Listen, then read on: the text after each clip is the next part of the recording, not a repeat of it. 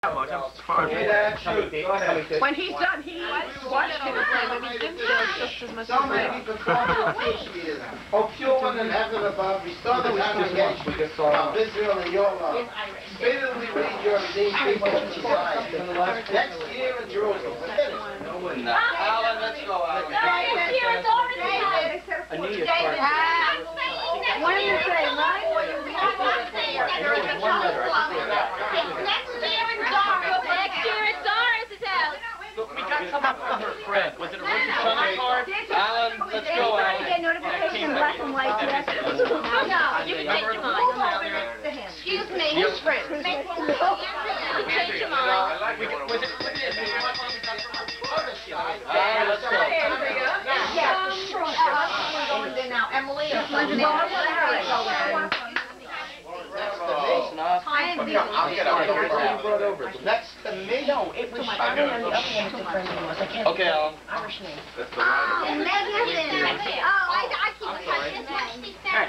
You've been to our house with me too. I'll be back in a minute. Dennis and Ira and Howard are missing. I wonder why. Get him away from the basketball game. Yeah, you're right. The women's basketball game. Oh, it's right. No, it's the NCAA. Oh my God. Women's basketball. I'm overwhelmed. You don't know yourself. Am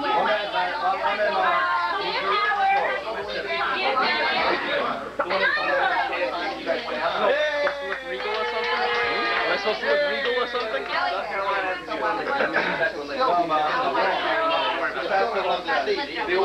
It's okay, we'll get somebody else in. Caroline's beating UNLV. I have batteries. Where is Dennis? Dennis, get in here. Let's go, Dennis. What's in here? Women there, that's the workers' side. You don't want to work. We need two of you on that side. Let's go away from this. No, do you get them? Do we hit you? We'll make sure everything's good. Okay, good. I'm in the middle here, I'll make sure. That's That's all right, I'll break the zombie meet you. Lauren, if you do that, Howard, No, I'm fine. Just move. Howard, look here. Thunderbird. That's good. All right. Dennis, you can be close to me. Thunderbird, is that what Howard said? This is for posterity. Are you listening to this? Does this make noise? Guys! You make the noise. No, we're not till about 3:30. And then Alex tried to get revenge on us to keep him up for music because of Jenny! I had so much incredible. Hello! You don't remember this, do you? Well, when I did finally fall asleep. You used to go up on the... Lyra! This way. It's so nice to have somebody else doing it. I think you said last year too. Now you know we mean it. My gentle father. You remember seeing that? Then even we, our children, our children's children, might still have been enslaved to Pharaoh and Egypt. Therefore, even were we all wise, all men of understanding, and even if we were all old and well learned in the Torah, it would still be our duty to tell the story of the departure from Egypt. And the more one tells us of the departure from Egypt, the more he is to be praised.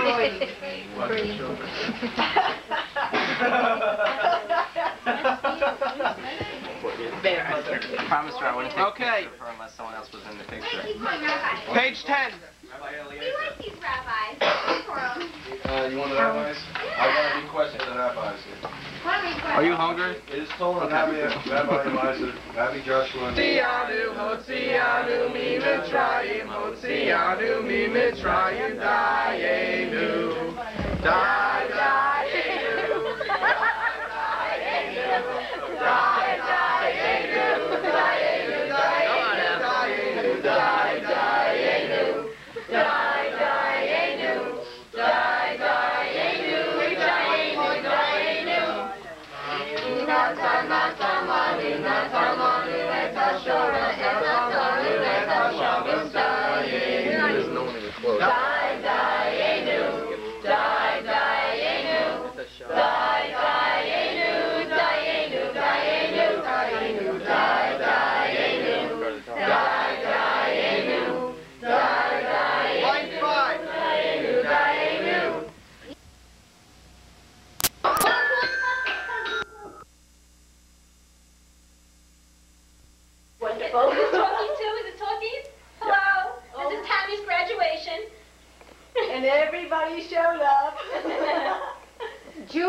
2nd, 1999.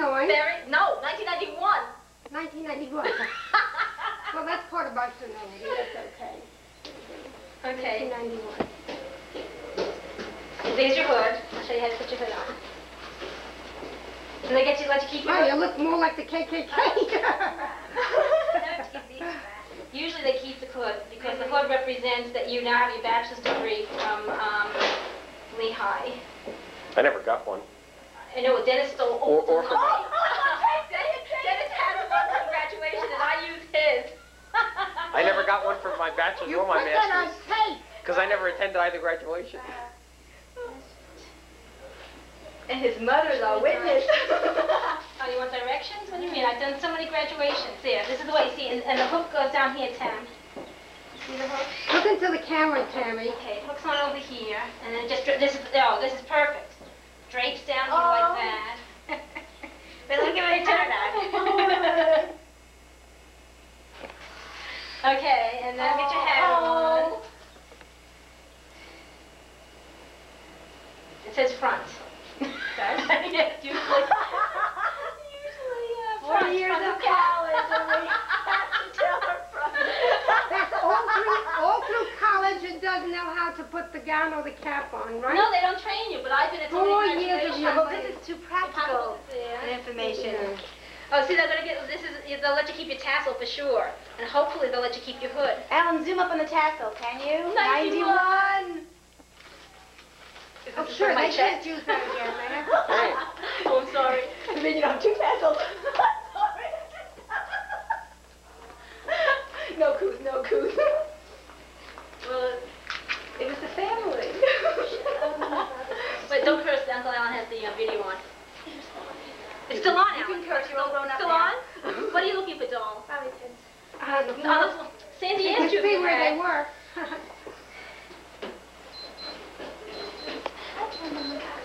Wait, we're getting the dress. Can't you do it in front of this mirror so Uncle Alan can tape it? No pressure, Tammy. Climb into your closet, honey. Look over your shoulder so Uncle Alan. Can you tape it from the mirror? No, just hold on. Oh, excuse me. I thought I was a director with my camera. Push that right button. Push the button in. Oh, what was that? You just opened your... Okay. Now help. Wait, okay. Can you stand right there? Oh, beautiful. Wait a second. Oh, that's beautiful. Wait. Nemi. Okay. And you'll remember... Now, how do I close it? Does it just close automatically? You push the button in the back.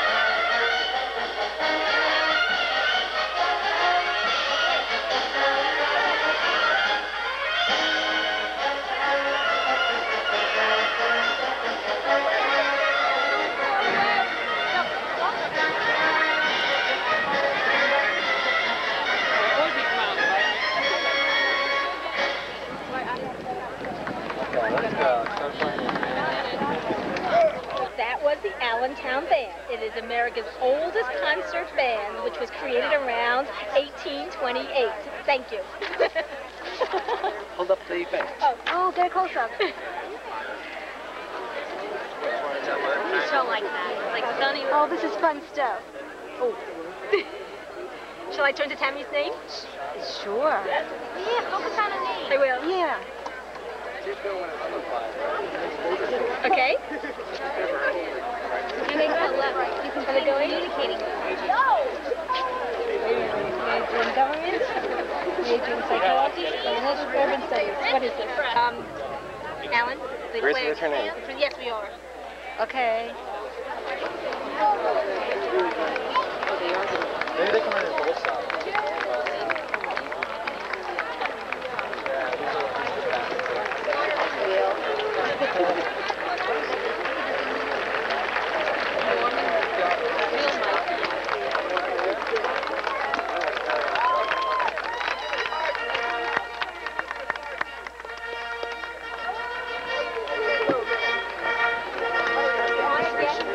Oh my God. He's like huge.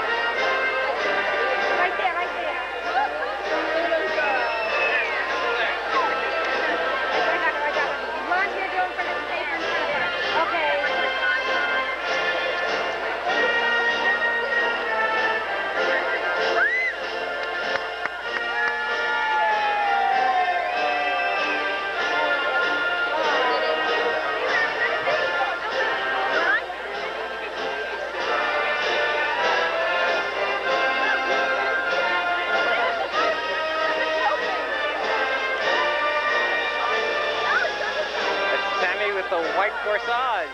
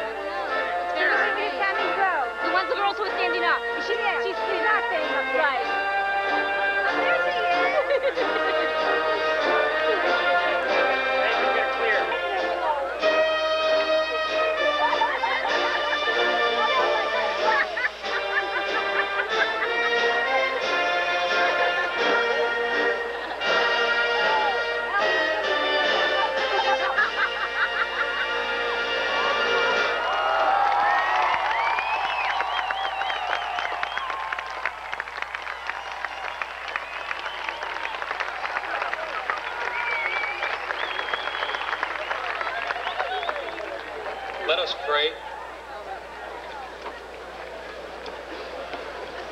Gracious God, a strength today for the challenges that we will surely meet tomorrow. Each year, the senior class engages a commencement speaker who serves symbolically as their usher into this new beginning. I work with the graduates to select a person who can give them a unique perspective to carry them into the world beyond the campus boundaries. My role is advisory, however. The senior class officers make the decision, subject to the approval of the Board of Trustees.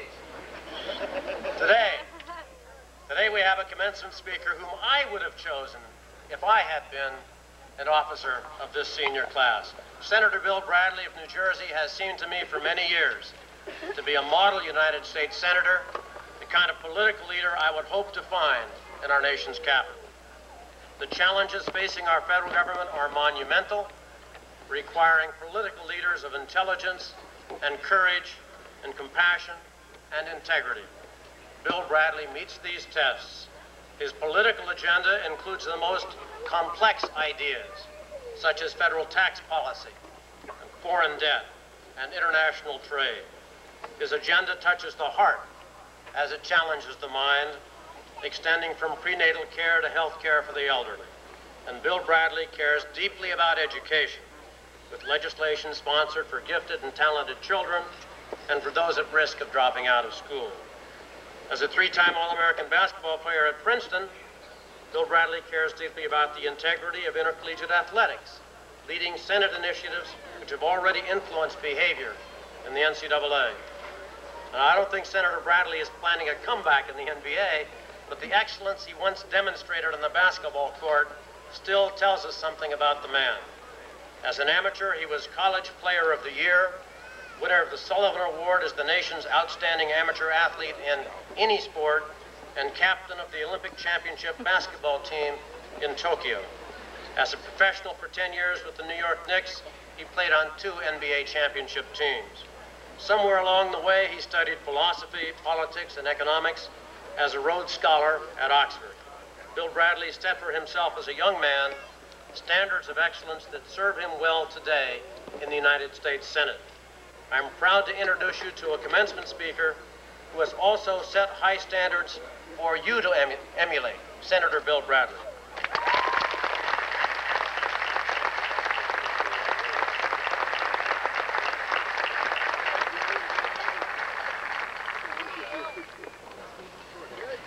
President Likens, members of the Board of Trustees, faculty, and members of the administration, parents and friends of the class of 1991 and the class of 1991.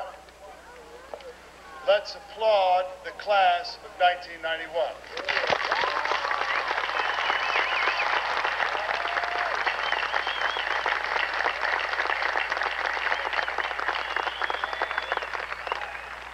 And if we could, the class of 91, let's applaud our parents and family.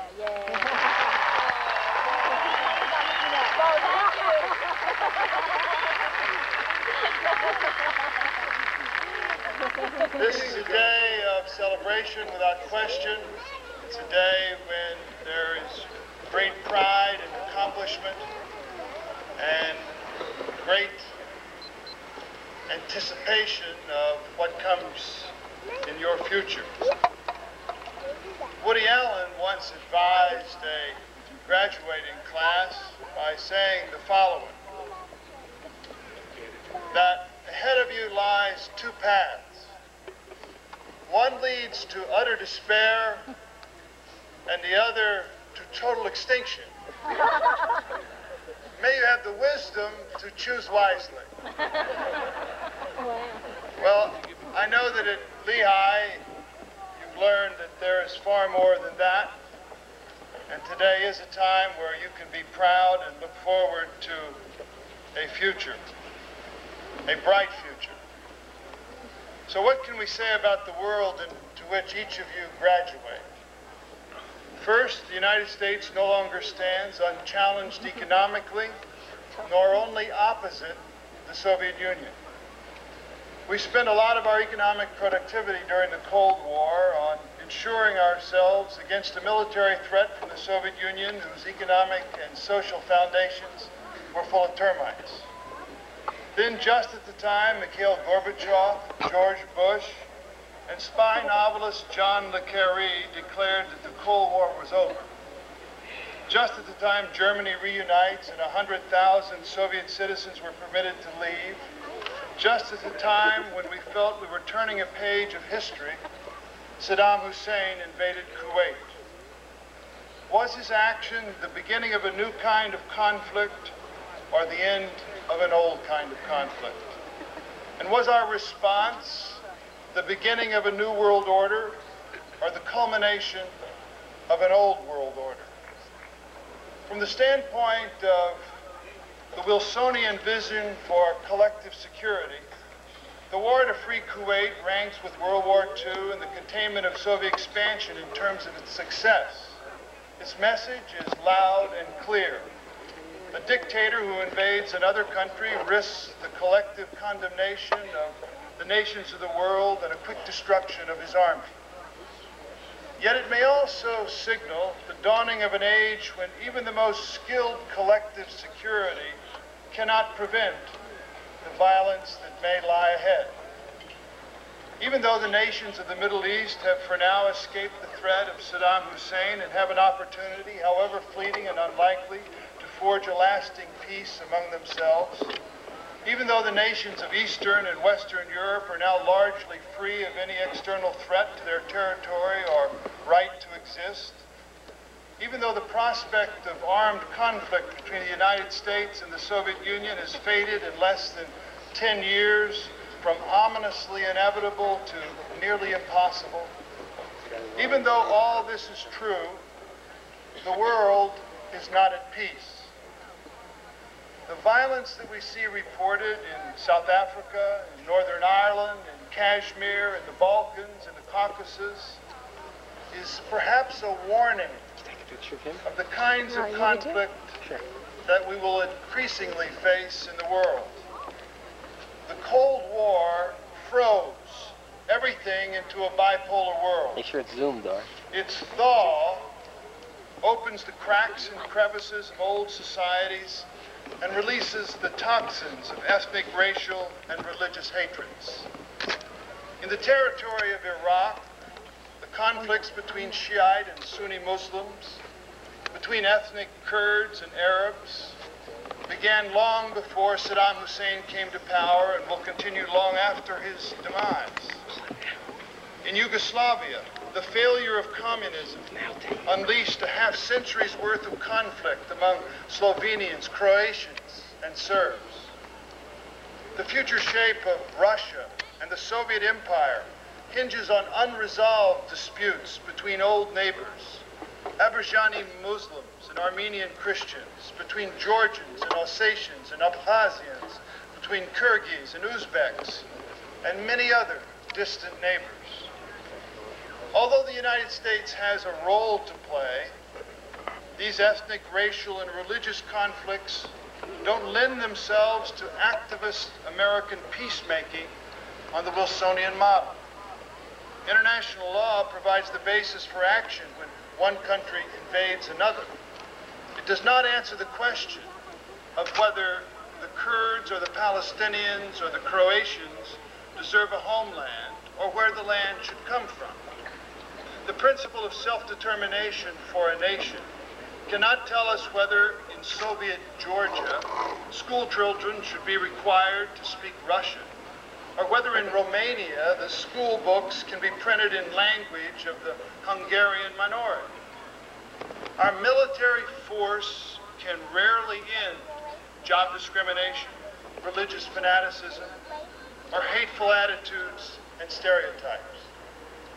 For newly freed peoples seeking ways to live together peacefully in Central and Eastern Europe, in Africa, within the borders of what is still the Soviet Empire, and elsewhere, American leadership depends more on the example of the kind of country that we build than on our military might. And the most powerful example is that of a pluralistic society whose democracy and growing economy takes all its citizens to the higher ground. But we can't lead by example as long as white Americans build mental walls between themselves and the abysmal living conditions of many black Americans in our cities. We can't lead by example if we allow gangs to turn city neighborhoods into war zones and schools into fortresses, so that the 10% of the kids who don't want to learn destroy the possibility of learning for the 90% who do. We can't lead by example if individuals refuse to take responsibility for their own actions, or government bureaucrats remain unaccountable for results.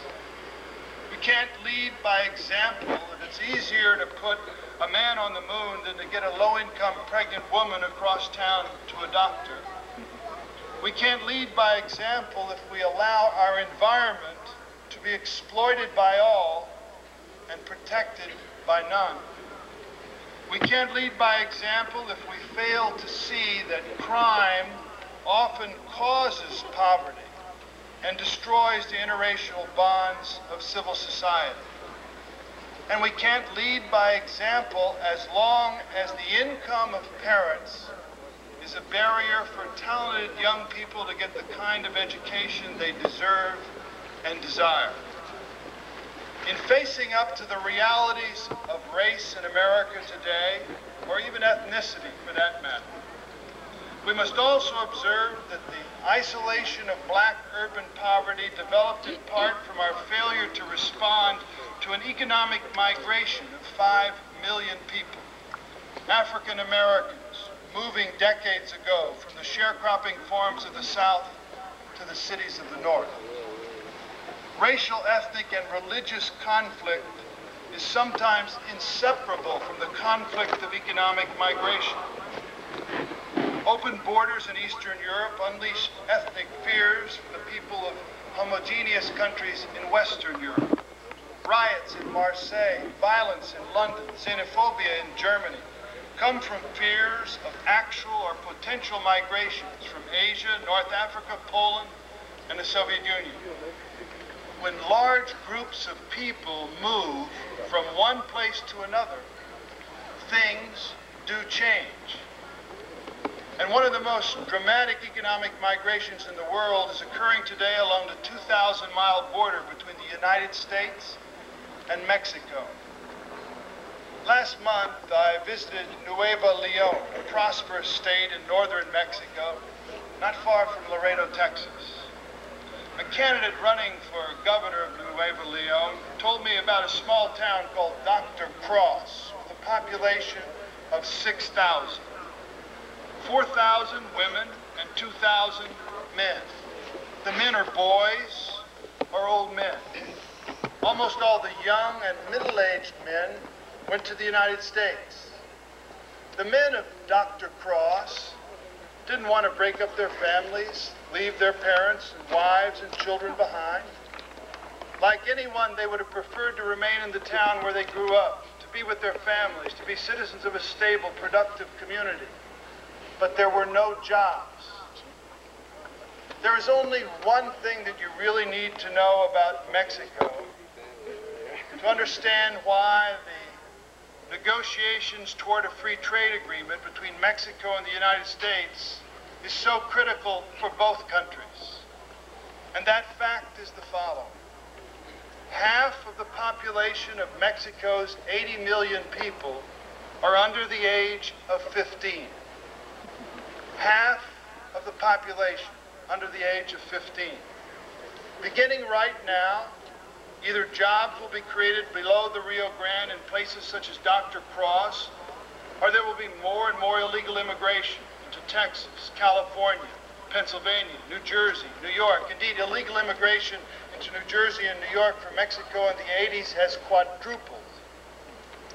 So the upcoming negotiations over a free trade pact with Mexico will test whether American and Mexicans can overcome their stereotypes and suspicions of each other in pursuit of a larger goal, a more productive economy on both sides of the border.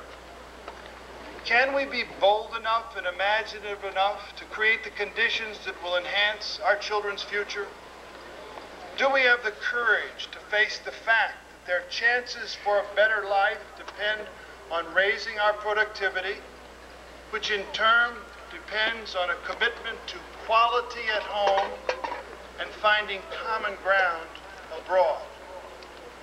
And quality at home ultimately depends on how well we educate all our children. In the 1960s, in response to the Cold War, we became an education society.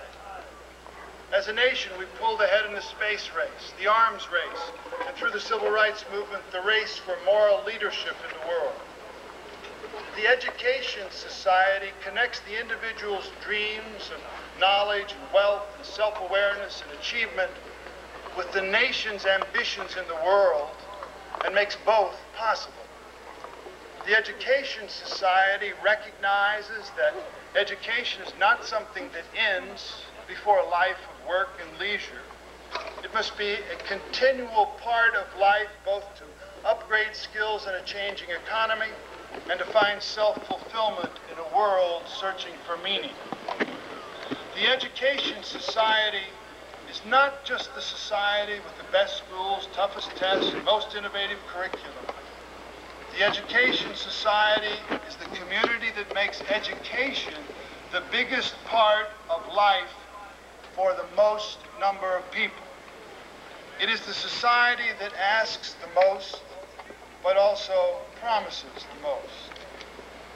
As we face the question of how to make the most of our nation's potential in the post-Cold War world, the answer, again, is strong elementary and secondary education. We need tougher tests, higher standards, more accountability. But we also need to see that the way to deal with our racial, ethnic, and cultural and religious diversity is through the understanding and tolerance that comes from an education grounded in values. An education society will make America a better place, both economically and internationally.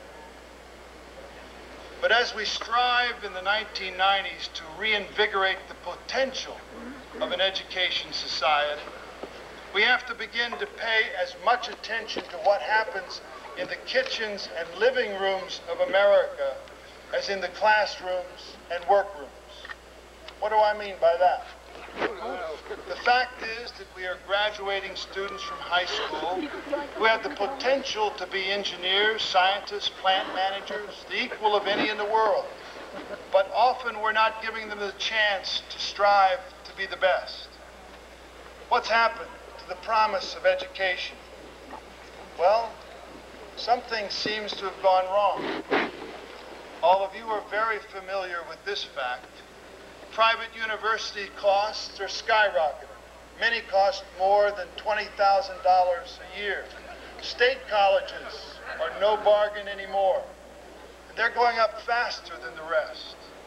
On average, it costs $5,000 a year to go to a public college in America, and often $10,000.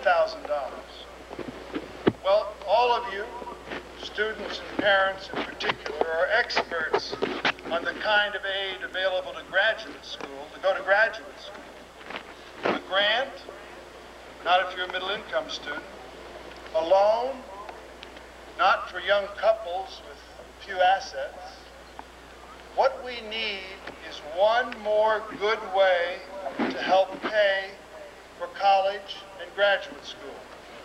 Families shouldn't have to choose between paying for it all up front or making their children take out unpayable loans. With the third option, families would have another choice, and nothing would be impossible just because of money.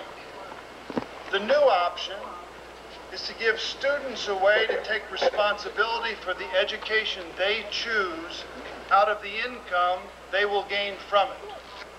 Not just their starting salaries when they're just getting their feet on the ground, but their income over a 10, 15, or 20-year period. College graduates earn 60% more than non-college graduates. That's got to be worth something. Some estimates are that a college education is worth up to $500,000 for each individual over a lifetime. $500,000 more than someone who didn't go to college. If it's that valuable, it shouldn't be impossible to pay for. I believe that we can find a way to use the income that students will gain in the future to make paying for college easier now. I call it the self-reliance scholarship option, because it provides a way to pay for the education you want yourself. In short, a student who takes a self-reliance scholarship would get up to $20,000 to $25,000 to pay for all or part of college or graduate school, and would have a menu of payment options from which to choose to repay a part of his future income or her future income for a specified number of years. 3% of income for 10 years, 1% for 15, or whatever, deducted from your wages or assessed on your tax return, so no defaults. The payments would go into a fund to provide self-reliance scholarships for the next generation of students. The fund will need to start with a national investment that makes the fund and the possibilities it creates begin to work. Once it gets going, it's a revolving fund that pays for itself for the next generation of education. But first, we need to find the commitment to get it going. That means we have to look at its benefits not just for families trying to put their kids through school, not just for students, but for our whole country. Self-reliance scholarships would help to assure that everyone has the opportunity to get the education that is best for his or her particular circumstances. And that would mean a more productive America. The goal of economic activity should be to advance the greatest number of people to a higher standard of living. The fundamental challenge for a democratic society is adapting to change, facilitating and assisting individual citizens in their quest to find tomorrow's opportunities and adjust to yesterday's losses.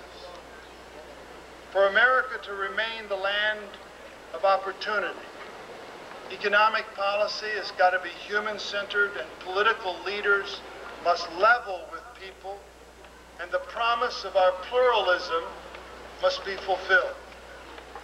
To the extent that we achieve this ambitious and imaginative goal within the emerging North American free trade area, America can lead a complex and shifting world of races and religions and ethnicities and of ambitious individuals searching for economic opportunity. If we can bring to our interactions in the world the highest values that we aspire to in our dealings with each other, America can remain a beacon for diverse peoples everywhere, a pluralistic society whose democracy and growing economy takes all its citizens to the higher ground. Lehigh has prepared each of you in the class of 1991 for that process. So I say to you, have a good career and a profitable career, yes, but seize the opportunity also to fulfill yourself as a citizen. That's of equal importance to our common future. Thank you.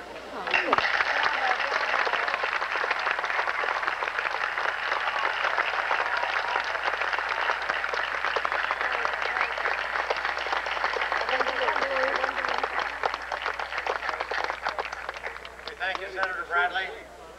Arts and Science. Candidates for the degree will rise as their majors are called.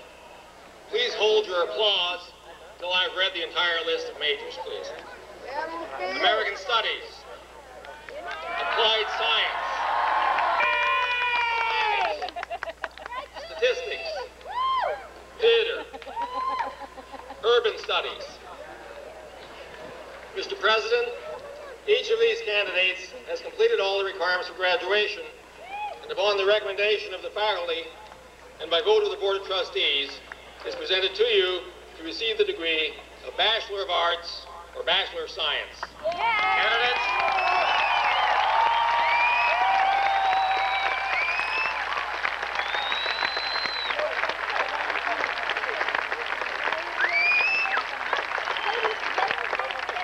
Not done yet. Candidates, I confer upon each of you the degree of Bachelor of Arts or Bachelor of Science with all the rights, privileges, and responsibilities pertaining thereto. Tammy's behind the obnoxious woman in the yellow hat.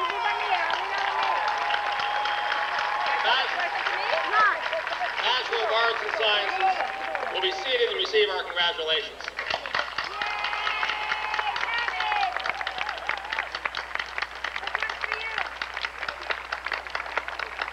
I'm a fan of all the obnoxious parents who didn't get off the field to let everyone else take pictures. And this guy in the blue shirt and beige pants is the most obnoxious at all. He was once the only person on the field when everyone else did get off. Of Engineering and Applied Science. Candidates for the Lady in the yellow hat still there blocking Tammy. Totally obnoxious. Until I have read the entire list of majors. Biochemistry. Chemical engineering. Enough of panning the obnoxious parents. Civil engineering. Finally, the lady in the obnoxious yellow hat is going away. Let's get a close-up of her. But her kid's the only one who graduated. Fundamental sciences. Industrial engineering. Material science and engineering. Mechanical engineering.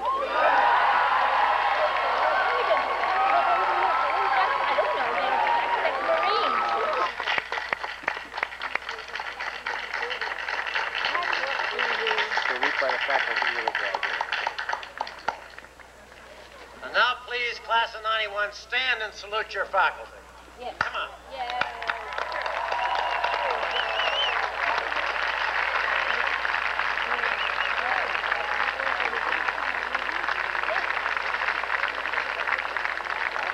Now, everyone, please rise for the university hymn and remain standing for the benediction and the alma mater.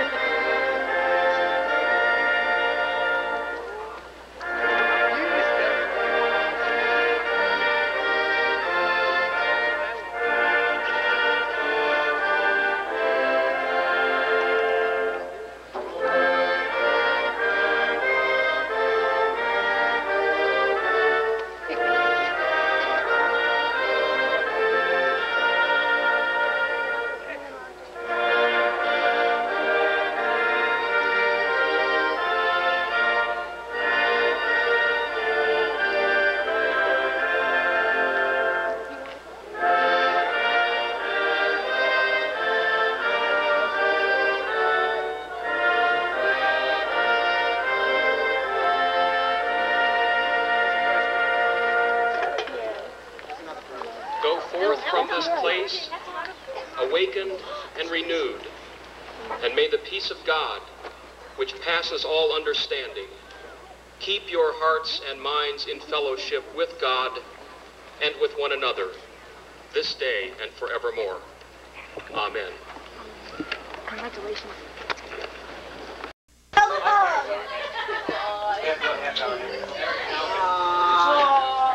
The lighting in here is terrible. Have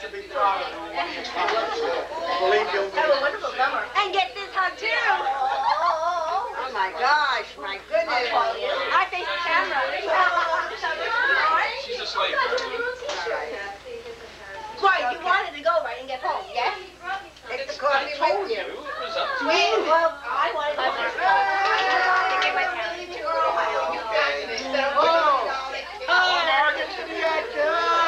Nice to see you. I had no doubt about it.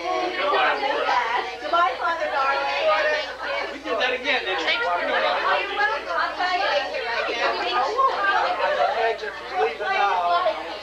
Oh yeah, you like my shoes? I was getting the book, but that's okay. Huh? I was getting the book, but that's okay.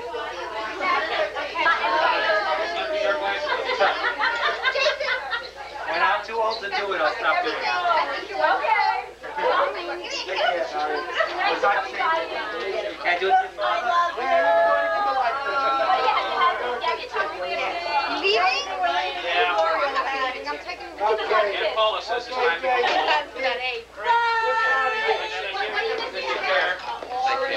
saw it. Oh, they did it. Let's go. It's a building. Yeah, we gotta go. Finally got me. Good. There you are. Thank you so much. He's out.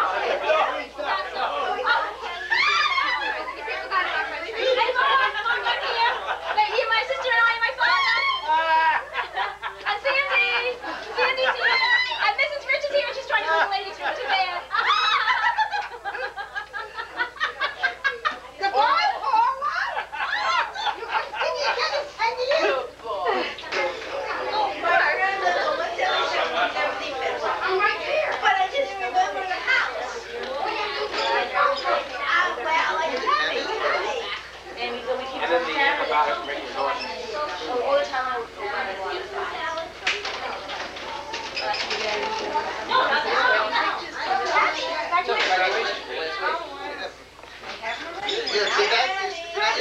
time I ever went to the wedding and went to the never did that before. First came out. It's up there watching. It's like, Wait. You're getting around here. Electric here. Oh, you didn't see it? Now.